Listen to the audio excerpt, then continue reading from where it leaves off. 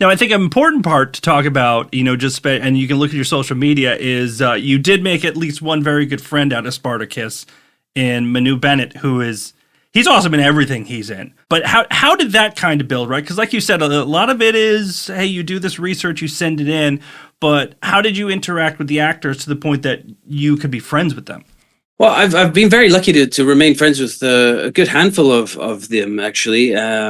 And a lot of the times what happens is when you work on the shows, you get to, you talk to the actors and you become a little bit of a Google for them, sort of a person that you can have conversations with. And so they might want to ask you, like, what would you do in this particular scene, or what would somebody or this character behave in this sort of way? I did that quite recently with a series called The Chosen, which is quite popular in America at the moment. I don't know if you know of it. It's a multi-episode series about the life of Christ.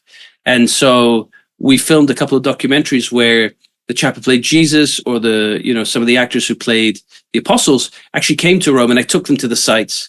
And I gave them an entrance into that world and told them little things that maybe, they might find interesting and use in their acting. So a lot of the times that happens where I actually get to spend time with the actors and just have conversations and sort of be on call for them to say, look, I was looking at this scene and I was thinking, would he really behave this way, or would it depends on the actor. But then, these relationships develop. And so you'll find that a lot of the times they actually become really fascinated by the history because they embody the person. And from my point of view, it's quite an interesting aspect because I get to meet somebody who sometimes believes they are fully that character, And so you suspend reality for a moment and think, well, if I did have the indomitable Gaul Crixus with me right now, what would I ask him?